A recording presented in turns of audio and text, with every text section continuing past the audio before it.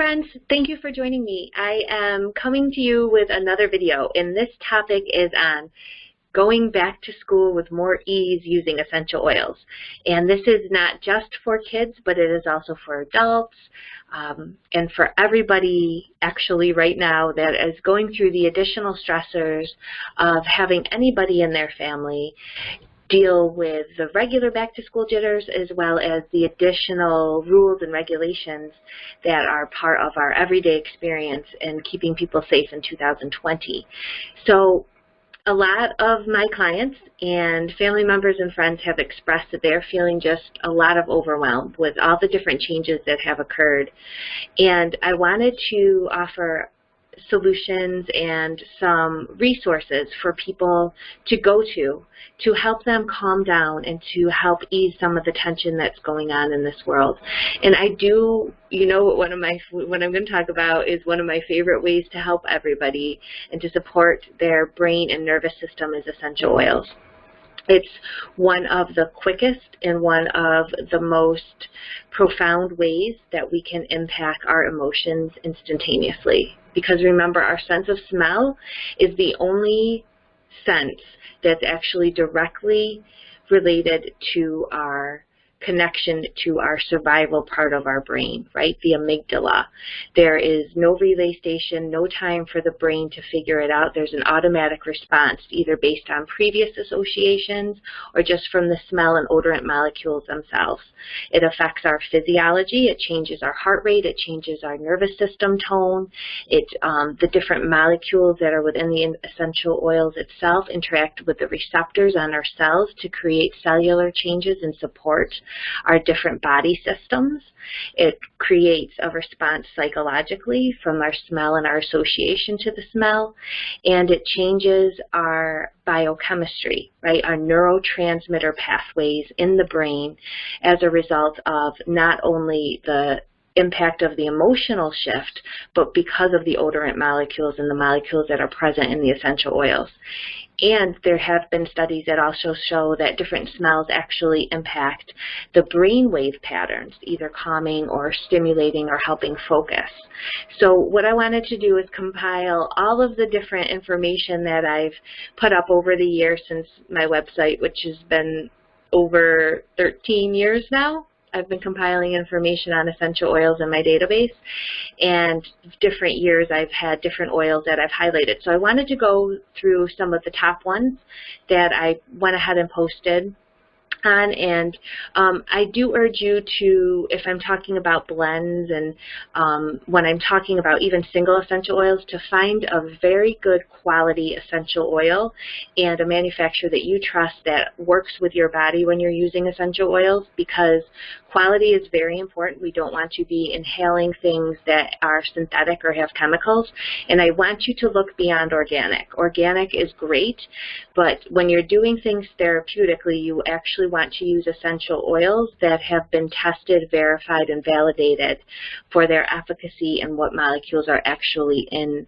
the essential oil to create a therapeutic effect. We want those molecules that are there, and that is based on when the plant was harvested, where the plant was harvested, how the plant was harvested, location, timing, all of that stuff. It isn't just based on organic. Organic is great, but again, I have a bunch of information on my website in the database on quality, so go ahead and check that out.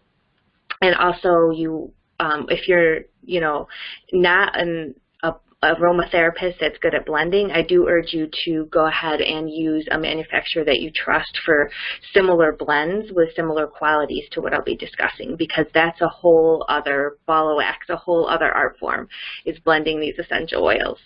Okay, so let's get started. One of my favorite ways to support calming, especially for children, is using citrus smells. There are actually a lot of studies with using citrus oils and how they help with anxiety and stress with little children. One of my favorite things to do is to diffuse different citrus smells. So I like orange, lemon, and lime particularly. Sometimes I'll put a little spearmint in there to help with focus as well and to just kind of be even more invigorating and uplifting. But this is a great way to diffuse, uplift the mood if kids are feeling a little down or just, you know, there's a lot to take in right now in this world. And so it's great to diffuse while studying or just for the whole family to benefit from mood upliftment. Very simple, very inexpensive essential oils because they press the citrus oils from the rind, so it's not hard to get or maintain, and there's not a lot of finagling to get a good quality citrus oil. Another blend that I like is what I call a Bright Future blend, and this contains the grounding oil of black spruce. Remember, these are different tree oils which produce these phytonosides, which is a very fancy way of saying odor molecules from trees that actually have been shown to help our body with defense and repair and have been shown to help modulate mood and decrease stress. So I like to add a tree oil in there, of course lavender to help with any stress, anxiety. And when we're stressed and we need grounding and calming, I like to add geranium because that's very helpful for hormone balancing.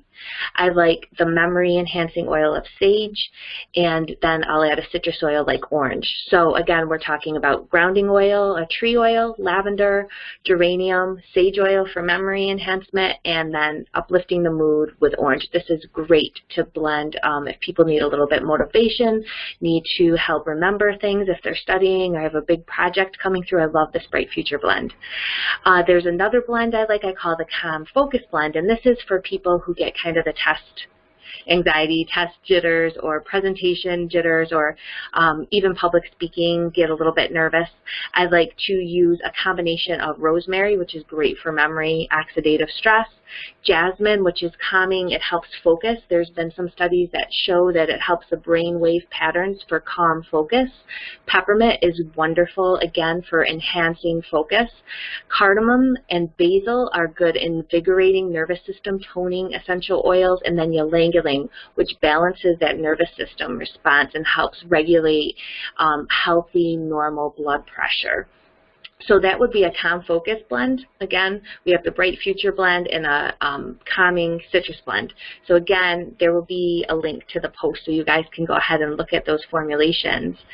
There's some other things that I discussed particularly that I just want to kind of highlight with you guys on this video is the importance, again, of just remembering that there's a difference between someone feeling stressed and a person feeling anxiety. Anxiety is a mental health diagnosis, which is actually has its biology in the brain there's different response patterns in the brain, right?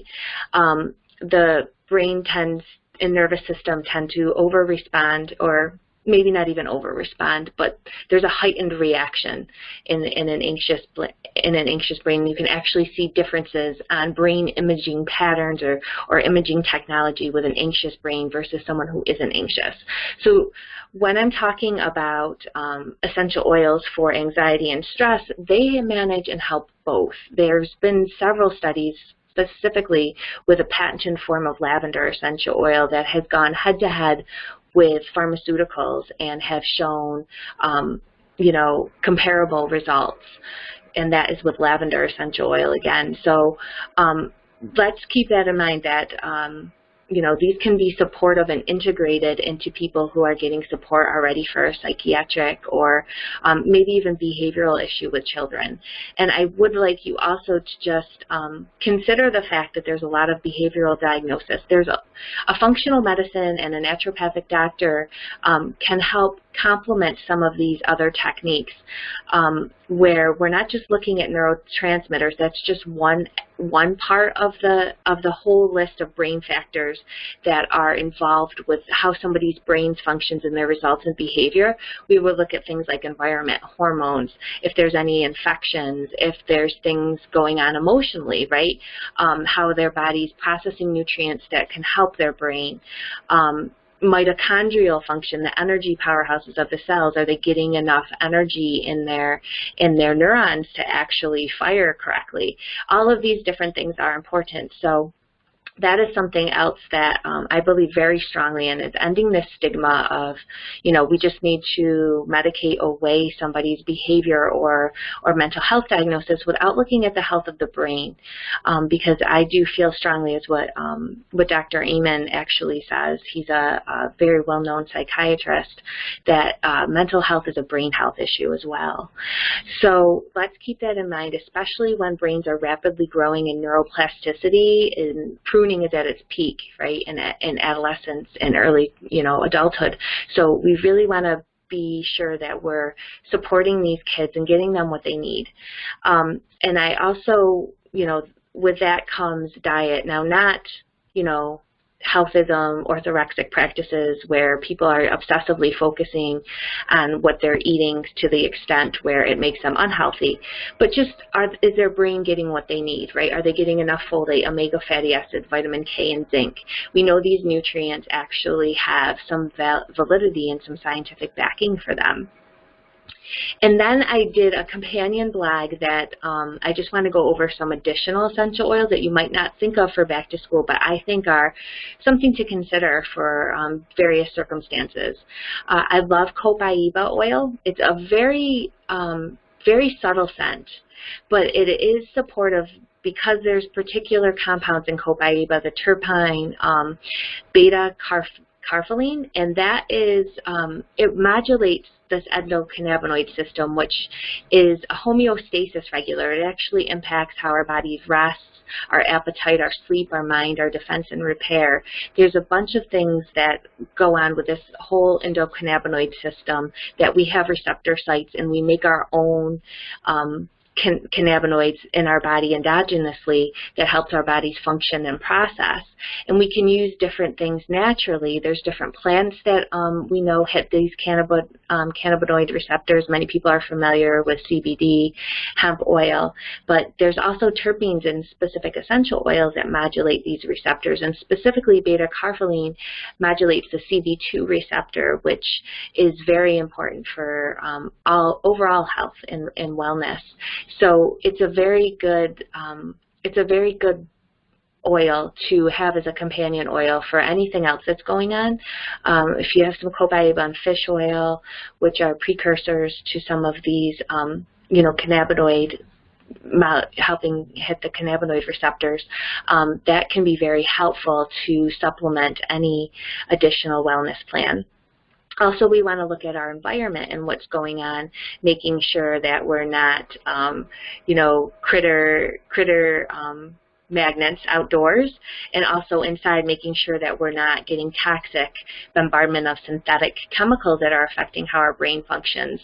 So there's a purifying oil blend that I like that's it's uplifting. It's more invigorating, so it's more when the energy is low, but it contains lemongrass, citronella, rosemary, lavandin, myrtle, and tea tree oil. These are multifaceted oils. They're very, like rosemary is good for helping focus, helping memory. Tea tree is multifaceted for whole overall immune, for overall just wellness support, defense and repair support. We also have lemongrass and all of these different odorant molecules within these essential oils that is very great for keeping the air, keeping the air clean and helping with wellness overall. And sometimes when we're looking at screens for a long period of time, we can get some head tension. So there's a head tension relief blend that I like as well, and it's very good at helping optimize oxygenation and circulation to all areas of the body and relieving tension to the head. And it contains a combination of basil, marjoram, peppermint, lavender, Roman chamomile, and helichrysum. So we're kind of modulating these stimulating oils with some of these more relaxing oils to get an overall synergistic balance. There's some really good blends on the market for a head tension relief.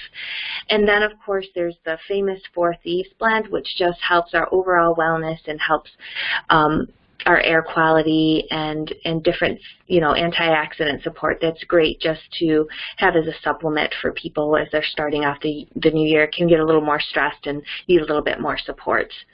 Other honorable mentions are kunza kunzia oil, which is actually a single oil but contains many similar compounds from various single oils that would make it almost act like a blend.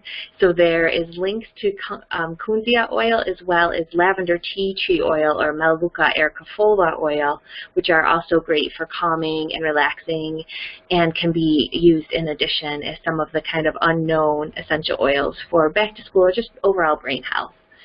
So there's a little bit of a rundown for you guys. I hope you found it helpful. I wanted to go ahead and put the post out the week before and then go through some of the highlights for you because it's a trying time. Teachers are trying to figure out what they're doing. Kids are trying to figure out, you know, all these new things. And there's some things we can do at home and in the morning and at nighttime.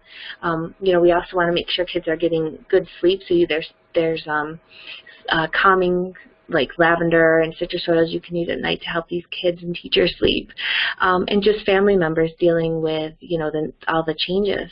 So I hope you find that helpful. I would love if you have any comments or questions to go ahead and post them.